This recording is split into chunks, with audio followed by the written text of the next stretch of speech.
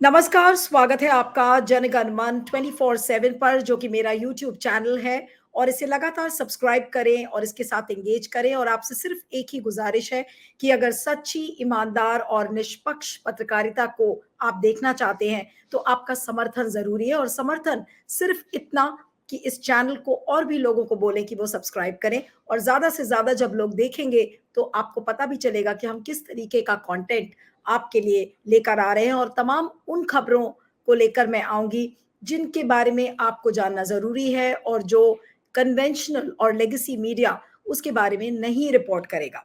अब इस कुछ ऐसी ही एक खबर के बारे में आज मैं बात करूँगी। गौतम अदानी को लेकर आपने अक्सर सुना होगा कि वो और देशों में भी अपने जाल को पसारने की कोशिश कर रहे हैं, उसको अपने फुटप्रिंट्स को एक्सपैंड करने की कोशिश कर रहे हैं। भारत में उनकी हर जगह मोनोपोली है, चाहे वो एयरपोर्ट हो, चाहे सीमेंट हो, चाहे इंफ्रास्ट्रक्चर हो, हर जगह केवल और केवल अदानी का नाम नज़र आ रहा है। लेकिन कई देश हैं जहाँ पर अब वो अपने पैर पसारने की कोशिश कर रहे हैं। लेकिन जिस तरीके का भ्रष्टाचार और जिस तरीके की मोनोपोली उनकी भारत में है, तो वो ऐसा लगता है कि वो उसी तरीके से, उसी मंत्रा से वो और भी देशों में उनको सफलता मिल जाएगी, लेकिन ऐसा नहीं होता। भारत अदानी के भ्रष्टाचार की अनदेखी करता है। भारत की सरकार अदानी के हर गलत काम के ऊपर पर्दा डालने की कोशिश करती है। भारत के जो कोर्ट्स हैं, यानी कि भारत की जो अदालतें हैं, वो कहीं न कहीं अदानी पर कुछ भी ठोस बोलने से डरती हैं या हिम्मत नहीं कर पाती हैं। जितने संस्थान हैं हमारे देश के, वो भी अदानी के ऊपर चुप हैं। वो मैं बात कर रही हूँ securities and exchange board of India, जो कि एक जीता जागता एग्जाम्पल है कि जिसको अदानी के ऊपर शिकंजा कसना चाहिए था, तो वहां पर सेबी की जो चीफ हैं माधवीपुरी बुच, तो वो अदानी की ही ऑफशोर कंपनीज में उनके स्टेक नजर आ गए। तो आप ये सोचिए कि अदानी ने किस तरीके से पूरे सिस्टम को भ्रष्ट बनाकर रख दिया है कि यहाँ पर सरकार, अदालत और जितने संस्थान हैं, सरकार, सबको अदानी ने चुप करा दिया है। लेकिन अदानी का ये खेल हर देश में उसी तरह से चलेगा, तो ऐसा नहीं है। और एक बड़ा तमाचा मोदी सरकार और अदानी के ऊपर पड़ा है, और वो भी केनिया की एक अदालत से। और केनिया की एक अदालत ने एक बड़ा झटका गौतम अदानी को दिया है, क्योंकि जो केनिया का जो हाई कोर्ट है, उसने एक ऑर्डर दिया है जिसमें कि 736 मिलियन डॉलर की एक डील थी जो अदानी पावर की थी। और वो डील साइन हुई थी केनिया के इलेक्ट्रिकल ट्रांसमिशन कंपनी यानी कि केट्रैको और अदानी एनर्जी सॉल्यूशंस के बीच में ये साइन हुई थी। और उसमें ये कहा गया था कि जो पावर का इंफ्रास्ट्रक्चर है और ट्रांसमिशन लाइंस हैं, उसको बनाने का काम अदानी ग्रुप करेगा, और जिससे बिल्कुल कोई ब्लैकआउट नहीं होगा और लगातार जो ऊर्जा का जो संचालन है वो अदानी ग्रुप करेगा केनिया में। लेकिन इस डील को केनिया की अदालत ने सस्पेंड कर दिया है। और जो खबरें हैं रॉयटर्स के मुताबिक, मैं उसको पढ़ के आपको बता रही हूँ कि the deal between Adani group and Ketraco had been challenged by the Law Society of Kenya in the High Court। यानी कि केनिया का जो हाई कोर्ट है, वहां पर जो केनिया की लॉ सोसाइटी है, उसने इस डील को चुनौती दी है, which ruled that the Kenyan government the could not move ahead with the 30-year agreement with Adani Energy Solutions until the court makes a determination on the case।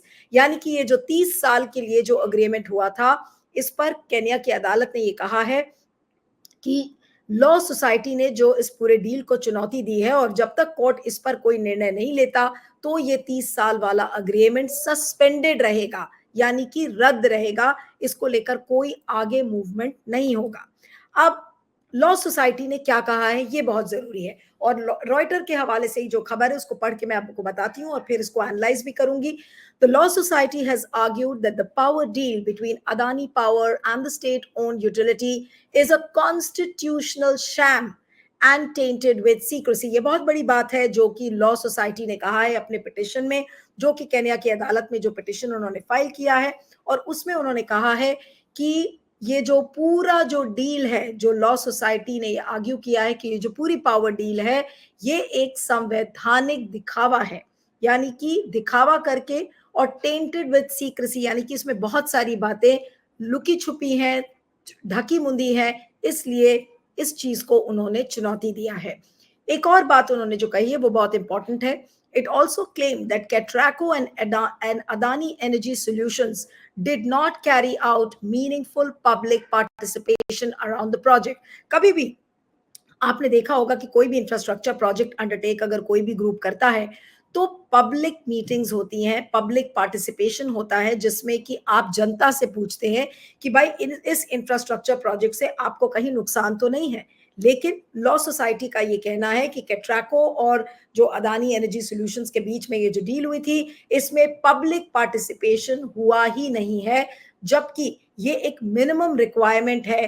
Kenya का जो public private partnership act है 2021 का, ये इसमें अनिवार्य है. और तभी आप इस प्रोविजन को जब आप पूरा करते हैं, उसके बाद ही प्राइवेट सेक्टर को अलाउ किया जाता है. तो पब्लिक पार्टिसिपेशन हुआ ही नहीं, यानी कि बहुत अदानी बड़े आराम से अदानी ने ये सोचा कि केनिया की सरकार से हम बात कर लेंगे, सरकार से बात करके बात बन जाएगी और हम किसी भी रूप में आगे बढ़ जाएंगे बिना किसी नियम को फॉलो किए.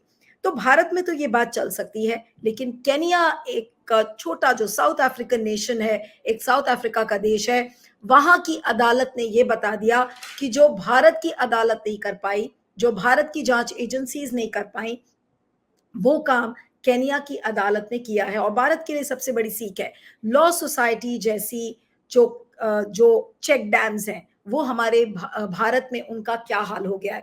हमारे देश में सिविल सोसाइटी है जो इस काम को करती है, लेकिन सिविल सोसाइटी को क्या किया जाता है हमारे देश में, सिविल सोसाइटी के खिलाफ केसेस कर दिए जाते हैं, यूएपीए के केसेस कर दिए जाते हैं, उनको जेल में बंद कर दिया जाता है, एक्टिविस्ट को उनको चुप करा दिया जाता है, उनको खरीदने की कोशिश की जाती है. लेकिन केनिया की जो लॉ सोसाइटी थी, उसने अदानी पावर की इस डील को चुनौती दी है.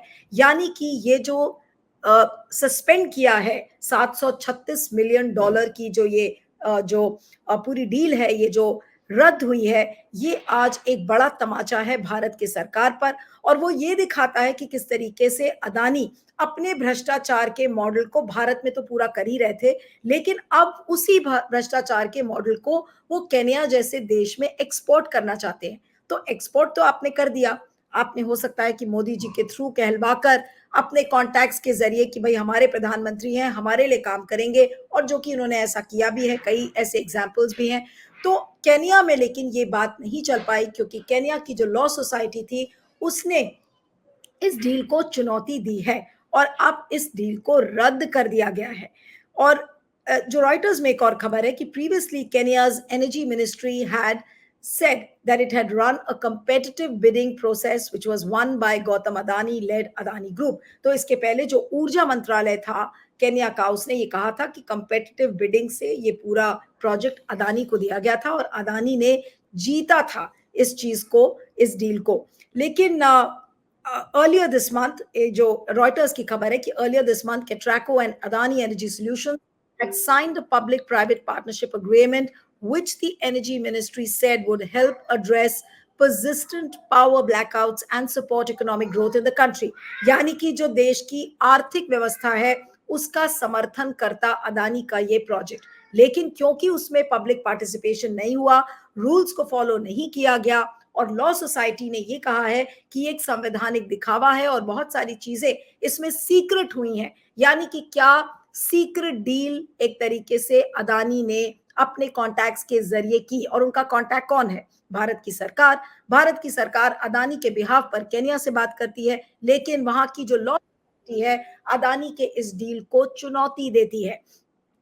अब आपको ये भी बता दें कि another proposed public-private partnership project between the Adani Group and the Kenyan government to lease Kenya's main airport for 30 years in exchange for expanding it has also triggered anger in the country. यानी कि केवल ये energy project नहीं है, बल्कि airport का जो project था और उसकी भी जो मियाद बताई जा रही है कि 30 साल का जो एग्रीमेंट था कि जिस तरीके से एयरपोर्ट को बनाने का, एयरपोर्ट को एक्सपैंड करने का, तो उसको लेकर भी केनिया में काफी गुस्सा है. यानी कि ऐसा नहीं है कि केवल इस एनर्जी प्रोजेक्ट को इकलौता एक प्रोजेक्ट है, यानी कि घालमेल ये बड़ा है.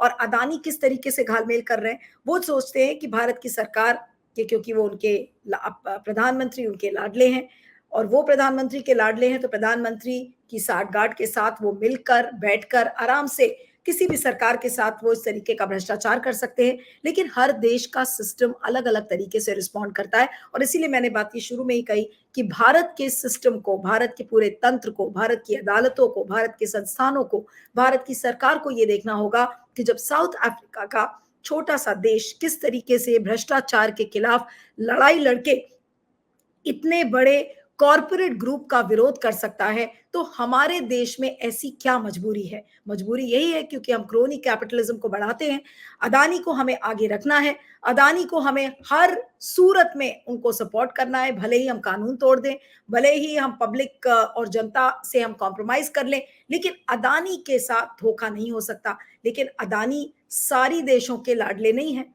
अदानी केन्या के लाडले नहीं हैं, इसलिए अदानी जो केन्या की जो लॉ सोसाइटी थी, उन्होंने बड़ी एक चुनौती दी है और चुनौती ऐसी कि एक बड़े तमाचे के रूप में।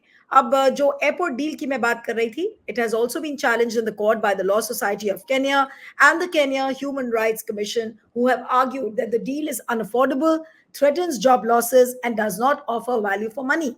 ये इंपॉर्टेंट होगा जानने के लिए कि आखिर लॉ सोसाइटी क्या कह रही है।